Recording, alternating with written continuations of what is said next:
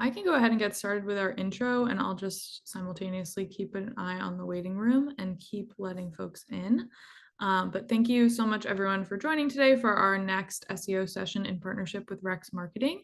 My name is Kayla, and I'm happy to welcome everyone to today's session. If this is your first time attending a Start Out workshop, I'd love to provide a little background and context about Start Out and what we do.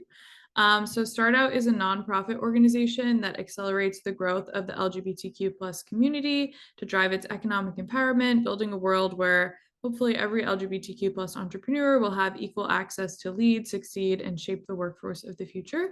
And we do this through programming like our Growth Lab Accelerator, networking opportunities through events like our local chapters hold, and also with educational events just like this one. So if you're not yet a Start Out member, we would definitely invite you to head to startout.org after this session to sign up, become a member, find out about future sessions and opportunities to get more involved.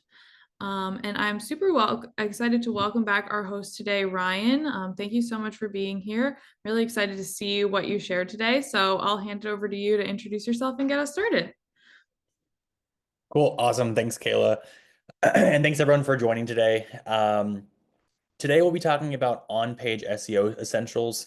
So for context, for those who attended the session yesterday, we're actually conducting a series throughout the rest of this year, every other month, where we do a discussion on a more intro topic on SEO, which is today's topic, and then also a more advanced topic, which was yesterday. We talked about international SEO, which if you missed that session, it should be up on the Start Out YouTube channel. The recording is probably either later this week or it might already be up there. But yeah, so today we'll be talking about on-page SEO essentials. Just a brief introduction to who I am. I'm based in Austin, Texas.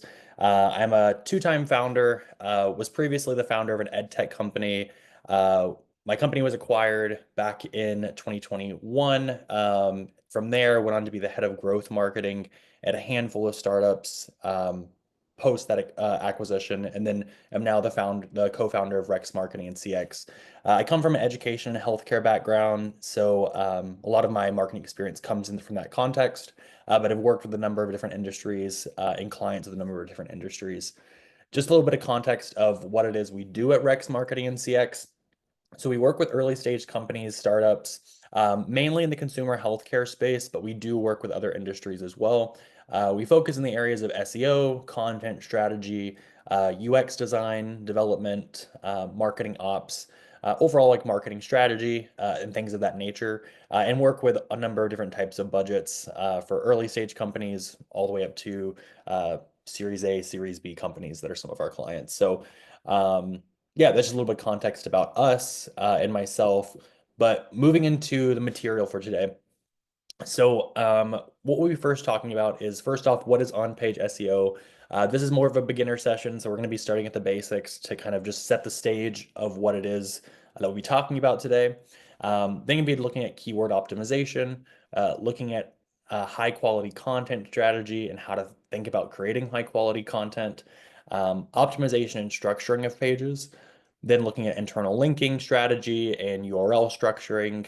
Finally, going to finish up with some technical performance notes and key things to look at. And then at the end, we're going to have a checklist that you can follow as you're thinking about going through and optimizing it, your on-page SEO for certain pages on your website. So first, what is on-page SEO? So first off, just to explain the different aspects of SEO, there's on-page SEO, which relates to the actual content structures, information that's on your website, and there's off-page SEO. Off-page SEO, which we won't really be talking about today, that relates to domain authority, backlinking strategy, also ties into like social indicators, social content strategy, but everything that happens outside of your website that impacts SEO. So on-page SEO refers to everything that's happening on the actual website. So search engines are constantly analyzing the content and structure and UX of your website pages and your content to determine your ranking organically. So this is why on-page SEO is important, because search engines are constantly looking through and analyzing what's on your pages to determine how you're going to rank.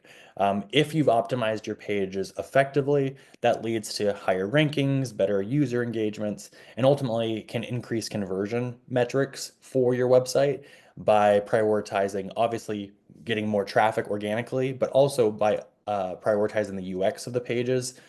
That in turn will lead to higher conversion rate. Um, so even conversion rate optimization, or CRO, really does tie into on-page SEO as well. Some of the core factors that impact your on-page SEO performance are keyword optimization. So that involves conducting keyword research. First off, identifying keywords that are a good fit for your brand, that present a good opportunity for rankings, have good traffic opportunities, don't have too high of a keyword difficulty if you're a smaller stage company or an earlier stage company. Um, High quality content also definitely matters. So especially with the introduction of Gemini into Google search, which I'm sure that if anyone's connected to Google search here in the last 6 to 8 months, you've seen most likely the AI generated response that depending on your search query and what you're looking for, it'll generate a AI result um, powered by Gemini within Google search itself in that search results page. This is just putting further emphasis on the importance of having high quality content. First off, high quality content can be pulled into AI generated responses more effectively. And additionally, if you're producing higher quality content, you're going to be able to ultimately rank higher and try to be at the hard thing with the introduction of Gemini into Google search is that we're now competing for even less real estate. It's becoming even more competitive for ranking perspective from a ranking perspective because we're having to compete with that AI generated response. If your content's not being pulled into that AI generated response, it's more important than ever to make sure you're producing high quality content so that you're getting at the top of those search results so that when someone scrolls past that AI generated response from Google search, that you're up there front and center answering the prompt, answering the question, providing the high quality content that someone's looking to get a response, to get an answer about or get information about. Um, then tying into meta tags and HTML elements on your pages. So this ties into uh, title tags, meta descriptions, following proper heading structures, um, so on and so forth. Those are big components when it comes to your structuring of pages. Um, when it comes to internal linking, so internal linking refers to places on your website where you link to other pages on your website internally. So there is strategy and techniques that we'll talk about that you'll want to utilize to help improve pages and improve page ranking for some of the key pages on your website. But internal linking does play a role on your on-page SEO optimization.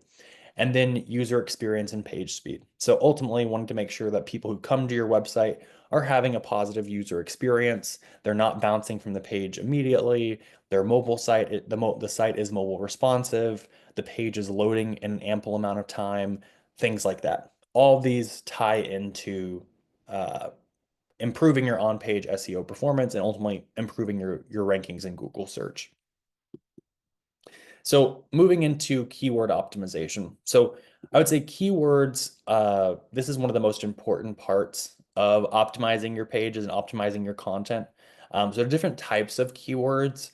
There's short tail keywords, which are single uh, phrase searches, shoes, for example, houses. Those are short tail keywords. Long tail keywords are keyword phrases. These are phrases that are, for example, best running shoes for men, for example, or whatever the case may be. But these are longer keyword phrases, which present the most opportunity for the most part. As you'll see here on this simple graph here on the right, things that are short tail keywords usually present higher search volume, but much higher competition. Whereas longer tail keywords, as you tack on additional keywords to your keyword phrases that you're optimizing for.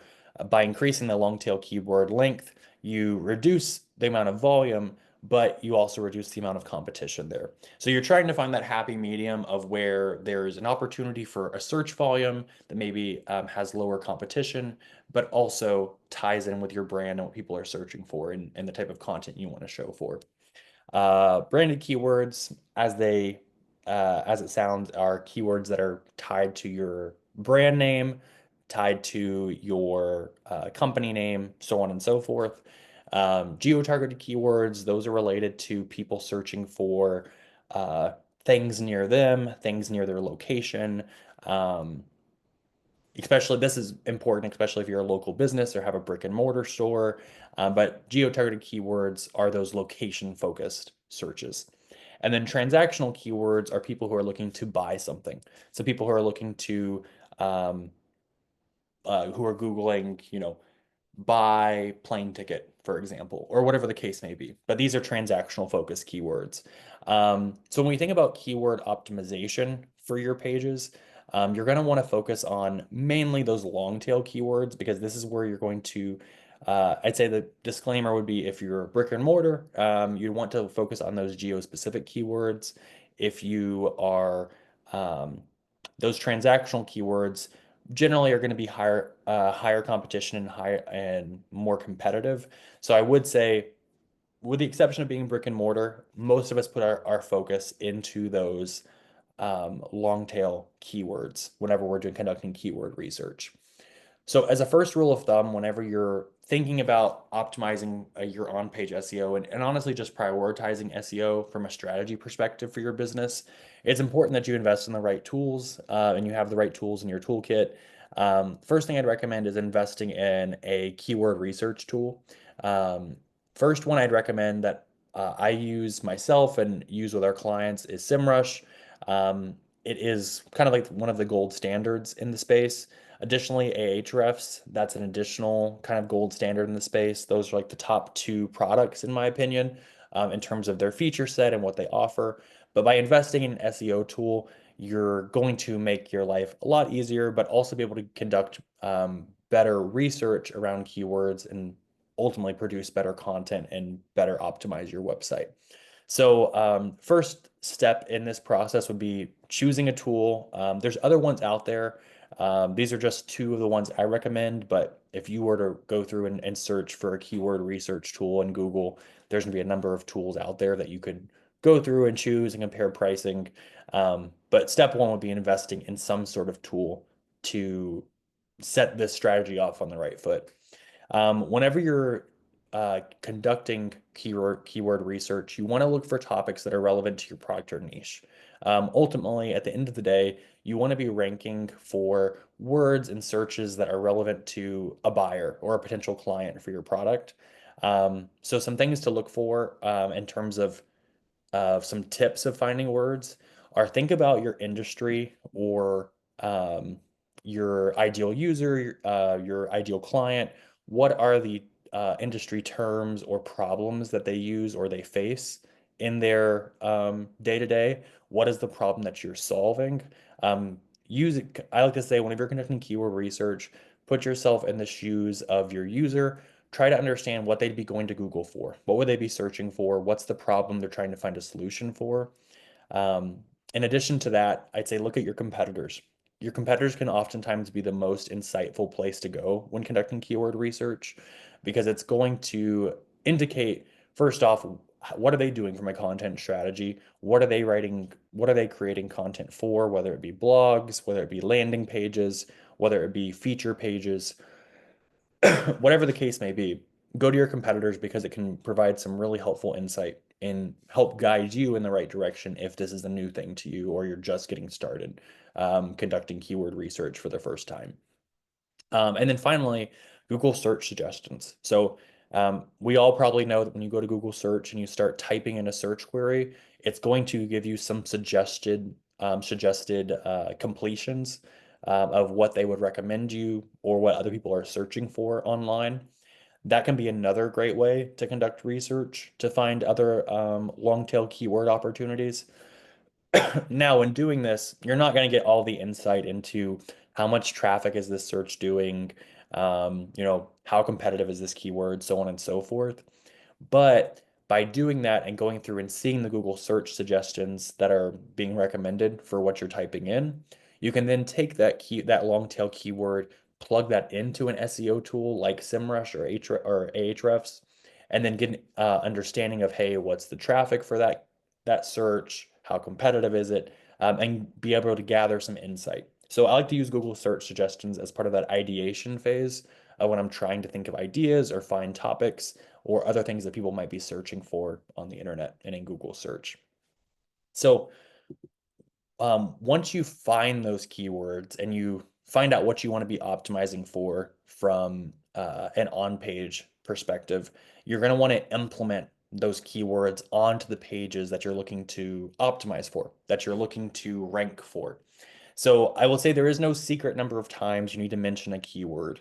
Um, Ultimately, you want to try to include it as much as possible, but it needs to be natural. It needs to be organic. You don't want to just copy and paste that keyword phrase all over the place.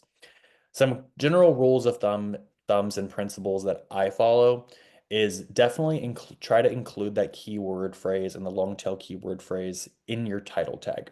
It doesn't have to be word for word necessarily, but it needs to be pretty similar to what that search query is, or what the keyword is that you're optimizing for. So including in the title tag is like a good step one. Second step, and I should say that the URL is the second place. However, disclaimer, it's not necessarily a make or break it if you can't put this in the URL. For example, maybe you have a feature page or a specific landing page or something to that effect where it doesn't, due to the way you're structuring the page, you can't put that in the URL. However, I'd say if you can put it in the URL, at all or have that keyword phrase in the URL, that is a good next step for optimization of your web of the page itself. Thirdly, make sure you try to include the keyword as much as possible within the first 100 words on the page. So that includes whether it be like your headings, paragraph tags, whatever the case may be, but including it as much as possible in those first 100 words. So the first thing that Google sees is that keyword phrase, and the keyword that you're optimizing for. Next, looking at your headings.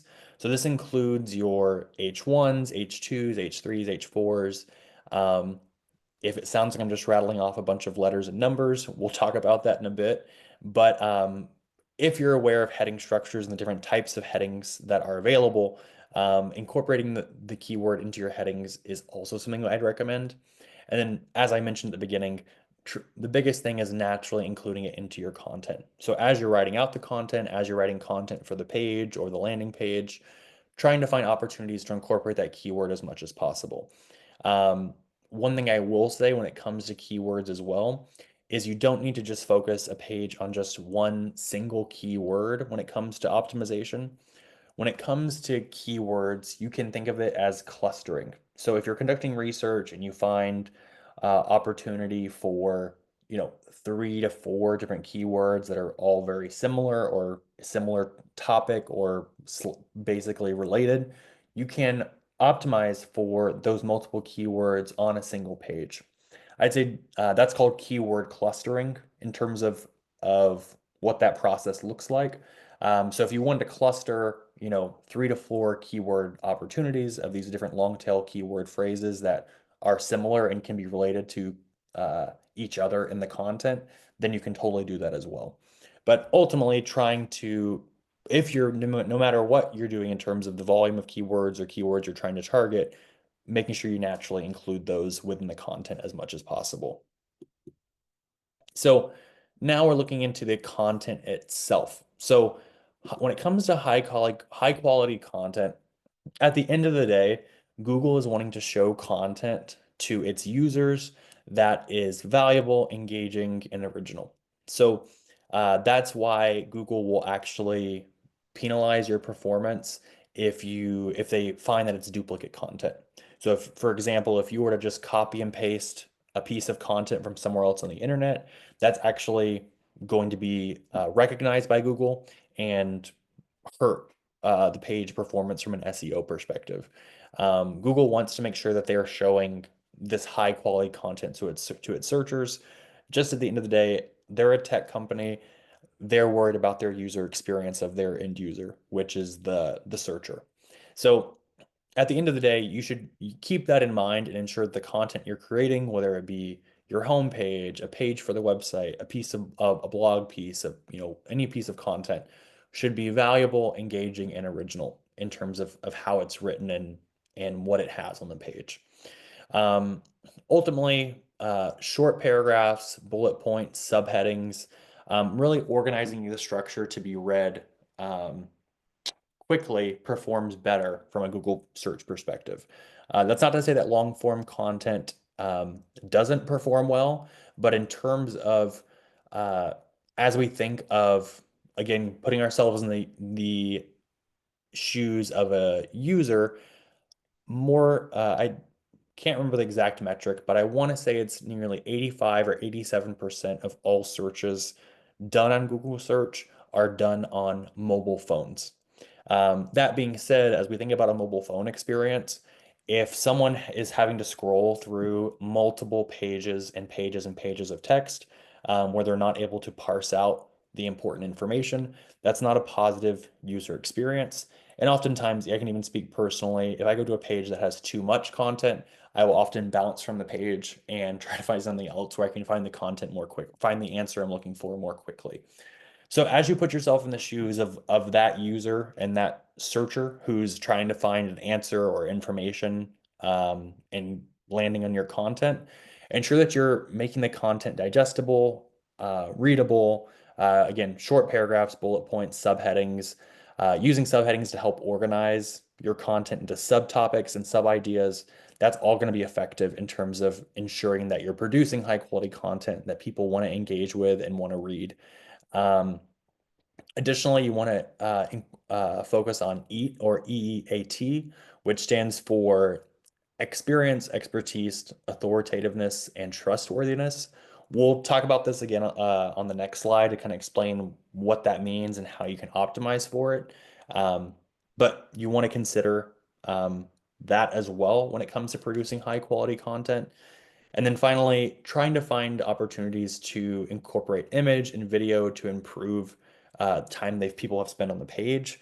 Obviously, as we know, just as I described, if I go to a page that's just a chunk of text, a long run-on paragraph, I'm gonna most likely be disengaged or not want to engage with that content. By incorporating things like a header image or a main image for the content, breaking up the text with images or visuals or infographics, these can all be effective ways to help improve the time that someone spends on the page because they're engaging and viewing the images, but also can make the content more digestible and more approachable for somebody. Um, so I encourage to try to include images and videos, if possible, into your content when optimizing a page and optimizing the content of a page. But now looking at EEAT, so what does that mean? So what is the EAT principle? So Google evaluates content based on the experience, expertise, authoritativeness, and trustworthiness of the content. So first off, experience. So how experienced is the brand, the author, etc. on the topic?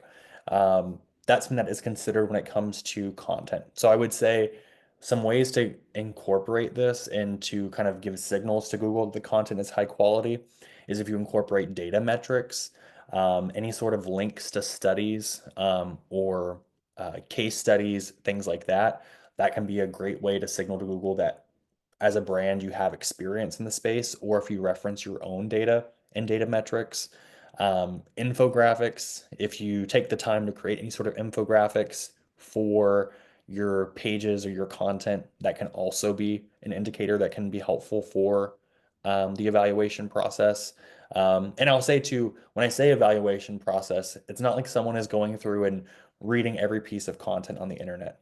Um, there are Google crawlers who are going through and scraping pages thousands and thousands at a time to determine ranking and credibility, authoritativeness, etc. So there's a lot of factors that go into ranking. It's not just like you know, 20% is this, 20% is that, 20% is this. It really is holistic from a lot of different angles to determine how something is going to rank in an organic search. Um, Expertise. So when it comes to expertise, that relates to how knowledgeable is the author in this area. So this means incorporating an author bio. This is like the main effective way to make sure that you're properly showing expertise on the subject is by having author bios, but basically making sure that people are aware that you're knowledgeable in this area that you're writing about. Authoritativeness. So, how reputable are the sources that you reference and that you link out to? Like I said, we're linking out to studies, case studies, infographics, things like that. Large press newspapers, New York Times, things like that. Any sort of reputable source that you're referencing, those can help with authoritativeness on the topic. And then trustworthiness, like what was the date that it was published? How current is it? How up to date is it? This is why some people, especially if you have a bunch of content already, people go through and refresh content and bring it up to date because it's important to Google to ensure that the content that's being shown is the most accurate, most up to date, and most current. So again, these are all factors that make up the EAT principle and that Google will evaluate content based on. So these are all things to think about as you're creating content, writing blog content, uh, so on and so forth. So again, some of the things I called out, add author bios if you don't have that already on your post or content pages. That's a quick win of things to include. Make sure you're using external references to reputable sources that will help with the trustworthiness and expertise or authoritativeness on the subject. And then case studies can help. Case studies, references to data, metrics, these can all help build the credibility of your piece and the content you've written, but also of just the website as a whole.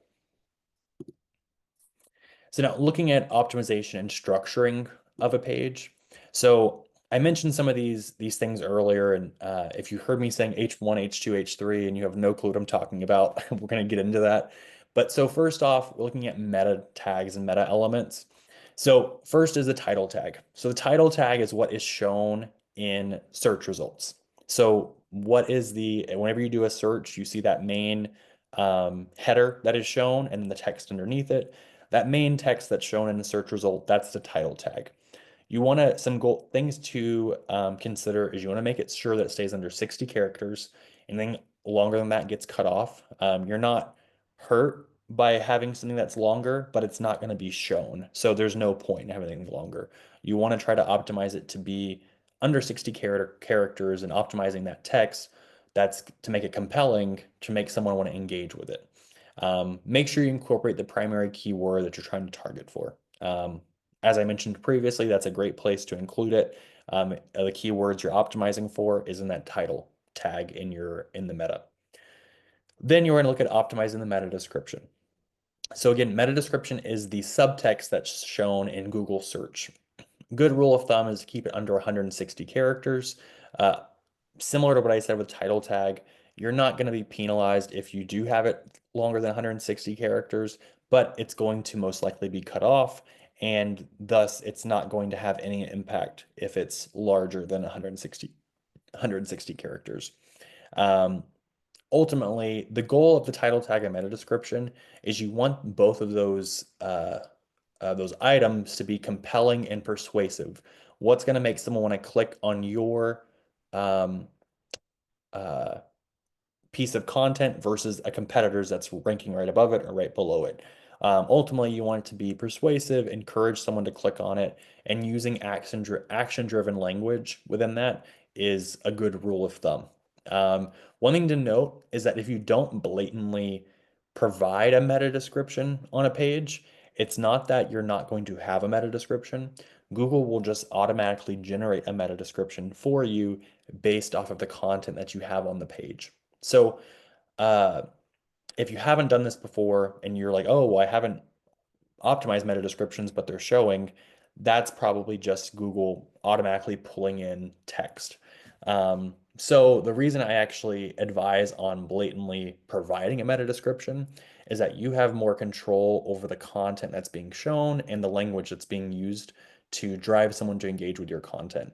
If you don't blatantly give a meta description, you're just letting Google decide what content they show in that meta description, which ultimately you're not having an impact yourself on click-through rate or people clicking on your listing in Google search.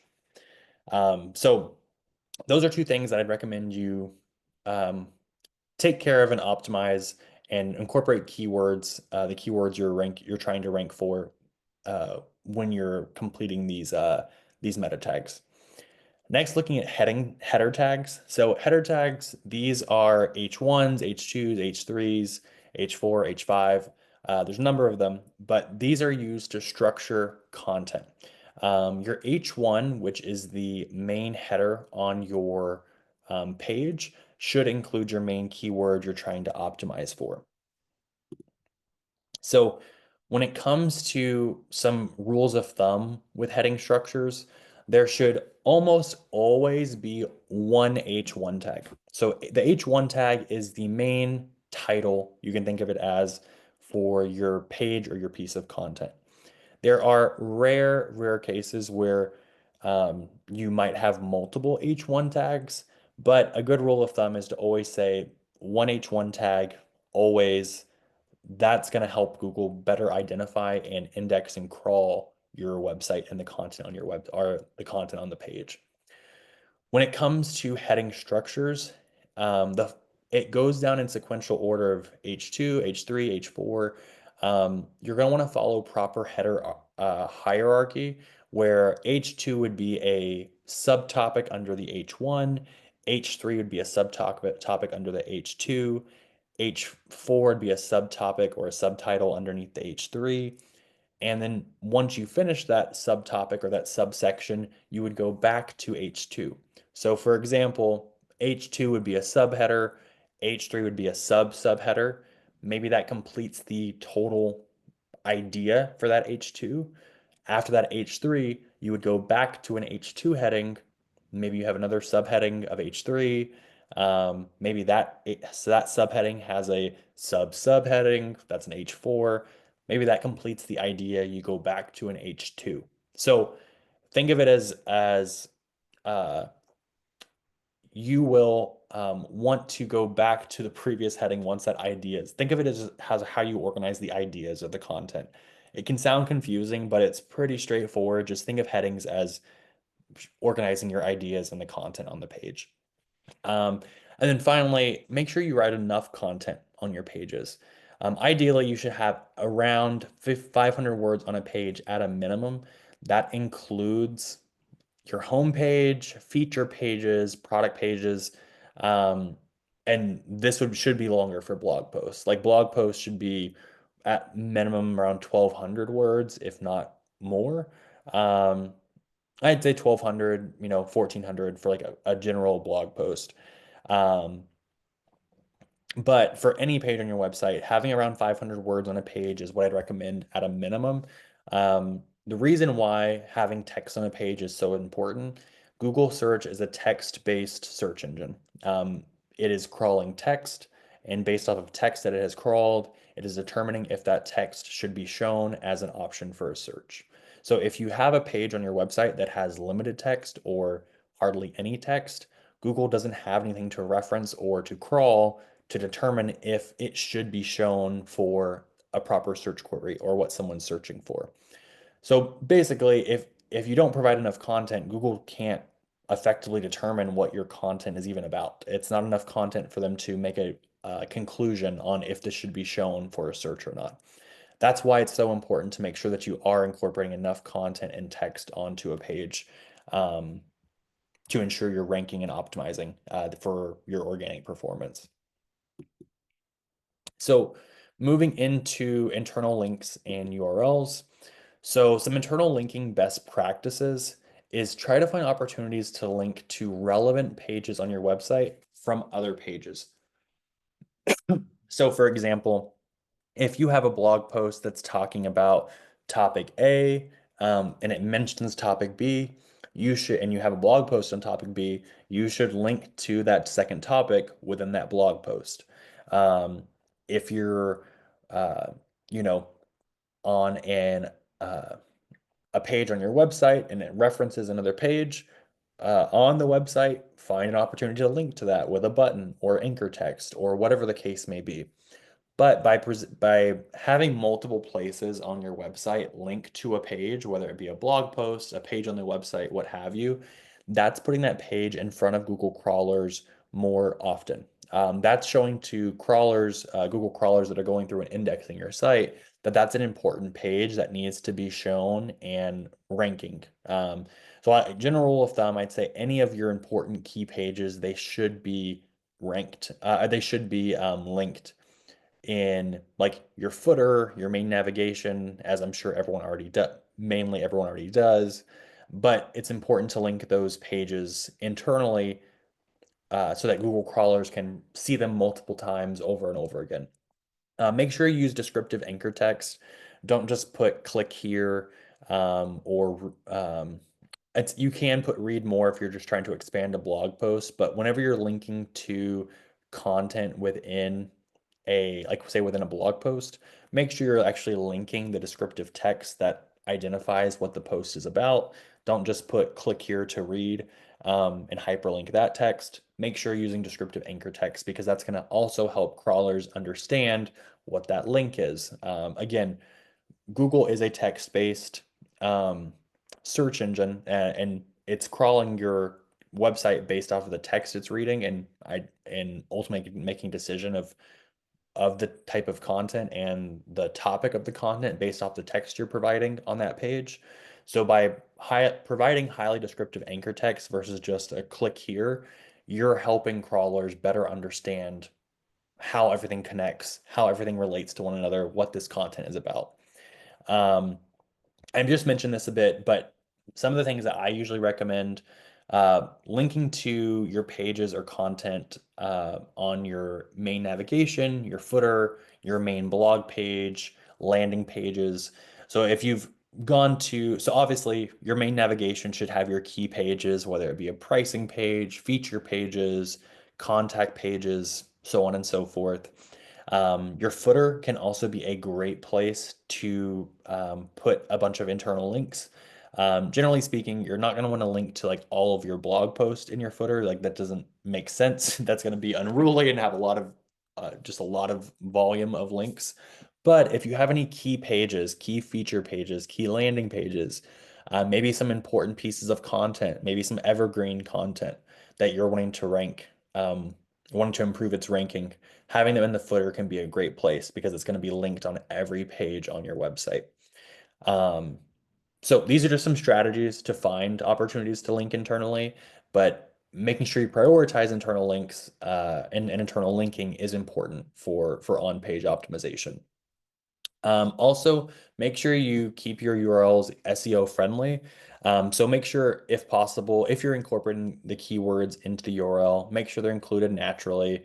Don't use special characters or unnecessary words. Generally speaking, I remove filler words like and or things like that. Really just keeping the main words for the search query into the URL is like a general rule of thumb. But I will say, as I mentioned earlier, it isn't necessary to include keywords in a URL to fully optimize a page, but it does help performance. Um, so there are times, maybe in instances where it doesn't make sense to include the keywords. Maybe it's your pricing page and you want that URL to be backslash pricing, or maybe it's a feature page and you want it to be backslash feature X or whatever the case may be. So just because this is a recommendation doesn't mean that you have to do that, but it can help your rankings if you do include the keywords into URLs. Ultimately, I'd say try to keep your URLs short, descriptive, and again, if you're including keywords, try to incorporate them naturally. Now looking at technical performance. So I've mentioned this a little bit, but mobile friendliness is so important when it comes to ranking. So there is a Google mobile friendly test that you can do. You can just Google that and find it, and they can actually test your page to see how they consider it from their perspective. But ultimately, as I mentioned, nearly 90% of all searches on Google search are done on mobile. So that being said, if your website is not optimized for mobile interface, it's going to hurt your SEO performance. Google, again, just as you're a service business or a product or software company, and you worry about your user experience and the experience that your users are facing, Google has the same intent. They are worried about and concerned with the experience that their searchers are having when conducting a Google search. They don't want someone to conduct a Google search and go to a website that's not secure, that's not mobile friendly, so on and so forth. So it's important to make sure that your website is mobile friendly and mobile responsive so that Google will prioritize your website in search results.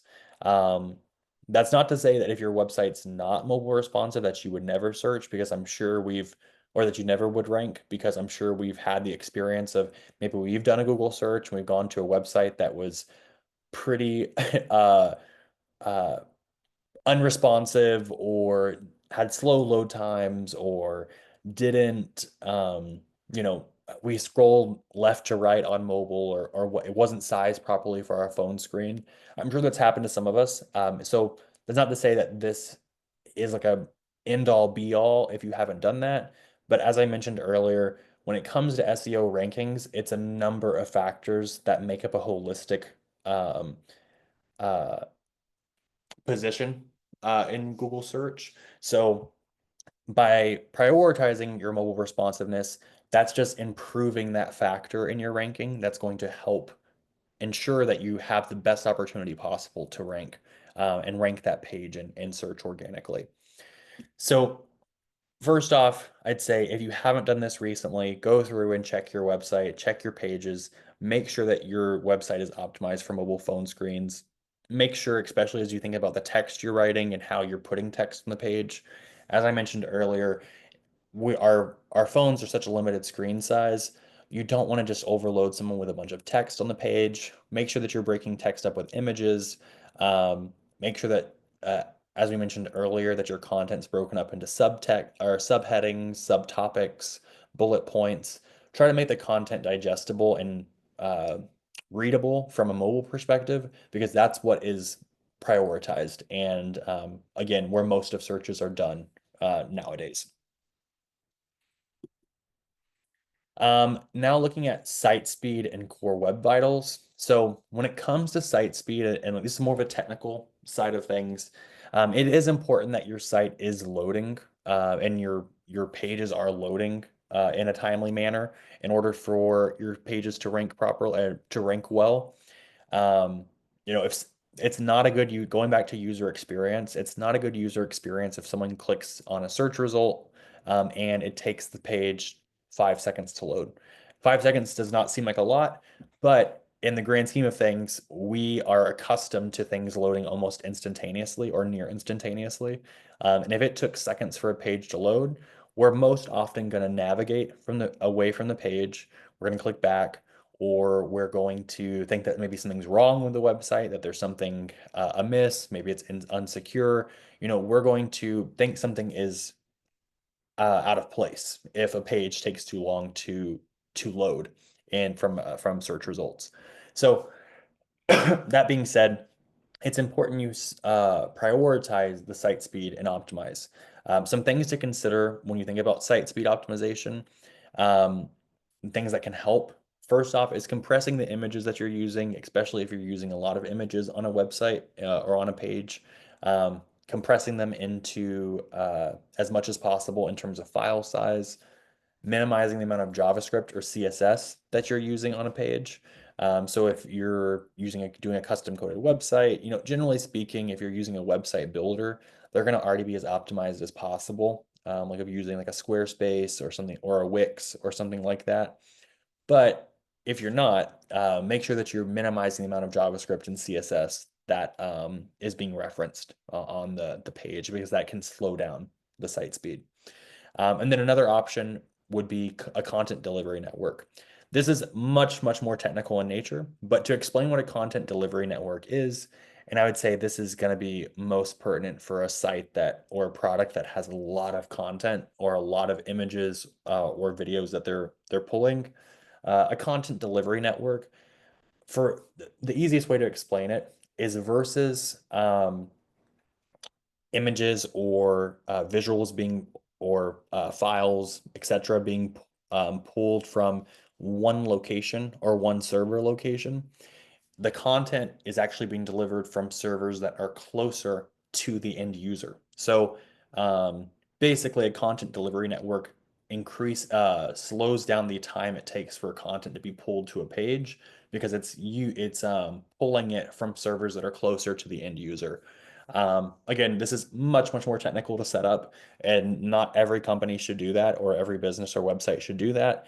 But it is an option to improve site speed, especially if you've found that, you're a large product, you have a lot of users on your database, it's slowing things down, you have a lot of user profile pictures. It could be a number of things. It just depends on your company, or what your website entails, but a content delivery network can improve site speed.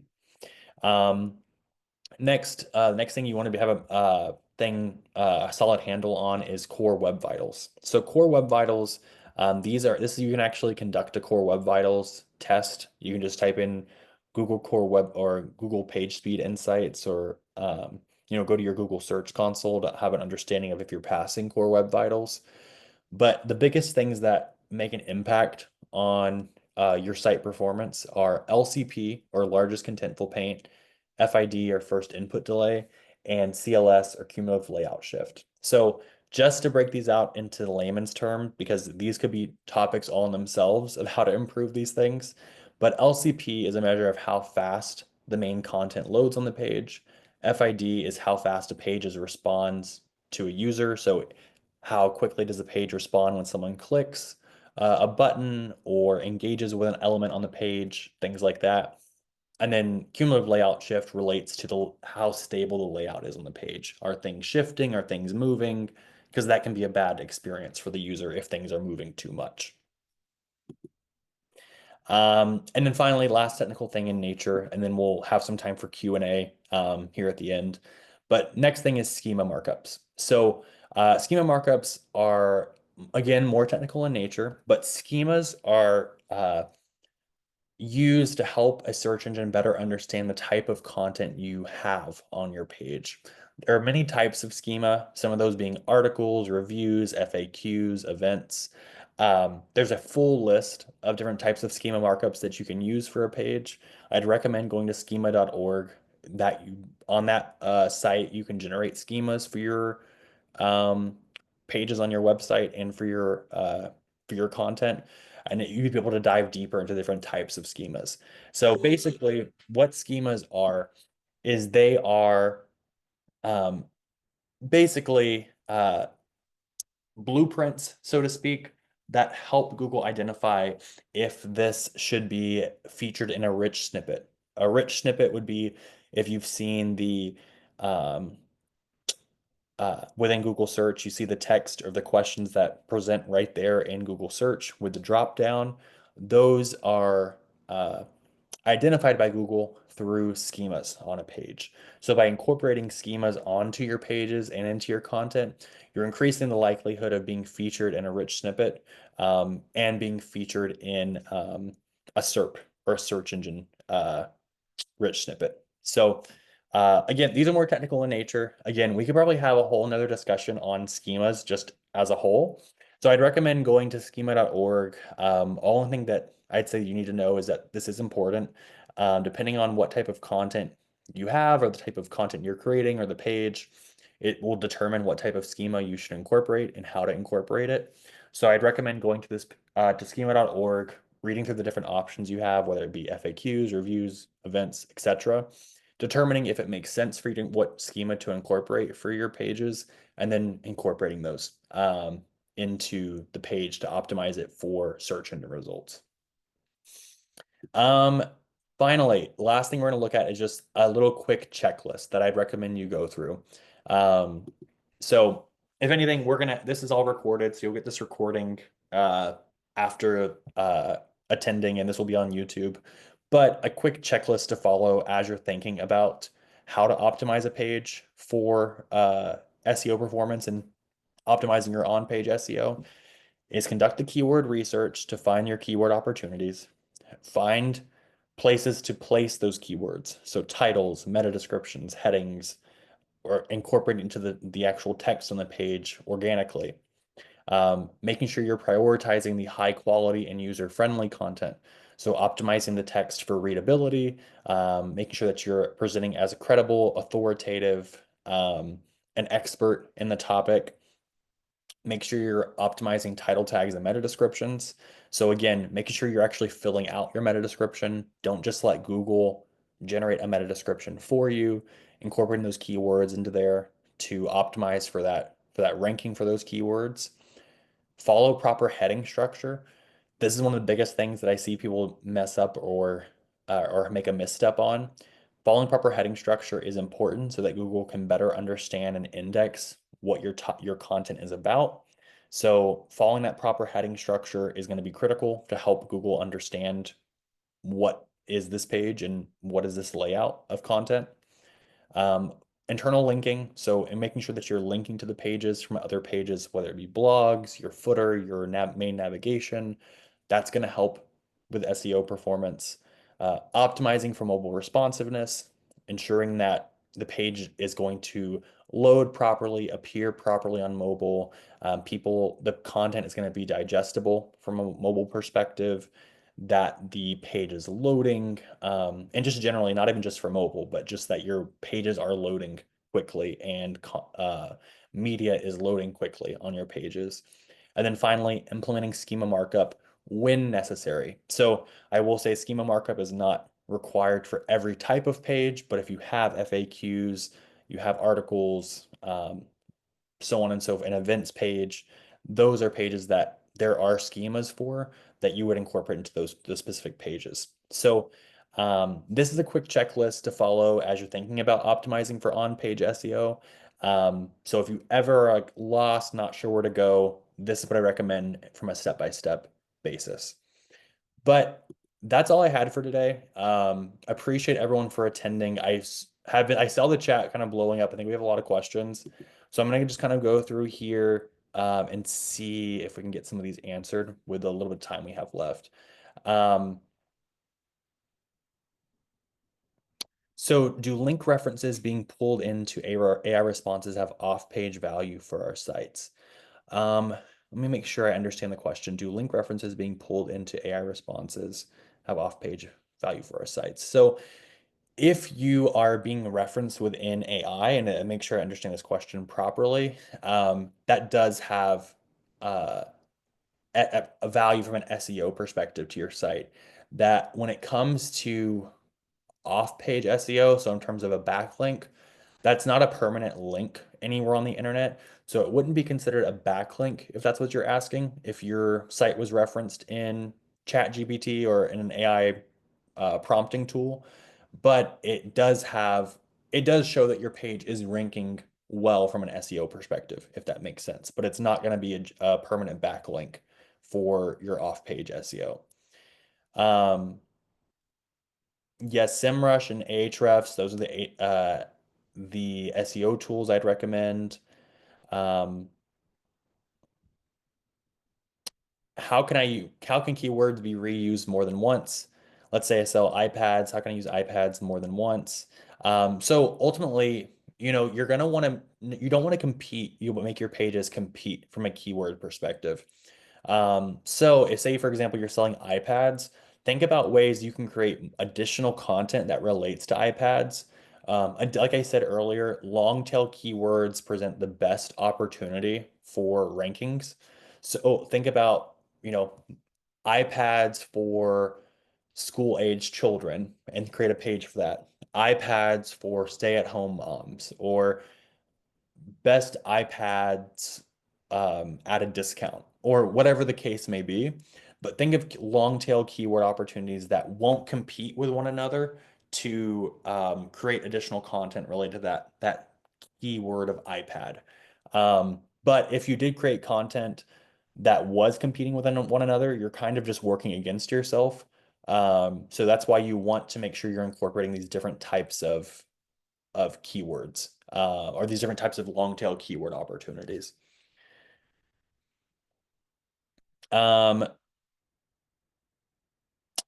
Actually, thanks for someone asked about using ChatGPT and similar to write content, and I did give a session on this about using AI for SEO, which someone referenced. So if you are looking for video on AI and SEO, I have done a previous presentation on that. That's on YouTube. Um, Next question, I'm trying to get two more in. When refreshing content, do you recommend posting something brand new or do you update an existing post? The answer to that is loaded. I'd say it depends. So if you have a piece of content that's already ranking highly, but you see that the ranking has been dropping recently, that's an opportunity where I'd say you'd want to more so rework and re-optimize a page to start to bring its rankings back up. But if you have a piece of content that's not ranking, it hasn't been ranking, it's not driving any traffic, that's maybe an opportunity where I'd recommend you update the content entirely, make major changes to the content, and try to improve its rankings. Um, so again, it just depends, depending on how the content is performing. Um, and then thoughts on using questions on meta descriptions. I'd say questions are not persuasive or action driven. When it comes to writing meta descriptions, I'd say be focused on being action driven, um, and driving someone to want to click on the page, and engage and click on that piece of that search result versus another competitor. But that was rapid fire. I will hand it back to Kayla, but appreciate everyone for asking such great questions. Thank you so much, Ryan, and thank you to the audience. Those were really great questions in the chat, and I could tell folks were super engaged. So thank you, everyone. This was a super great event today. Like I mentioned at the start, if you're interested in future events and staying connected with us, head to startout.org and you can register there to get emails about additional calls like this. And this was also recorded, so you can find that on our YouTube page within 1 week. But thank you so much, everyone, for being here today. We'll hope to see you in another event soon. Have a great rest of your day. Awesome. Thank y'all.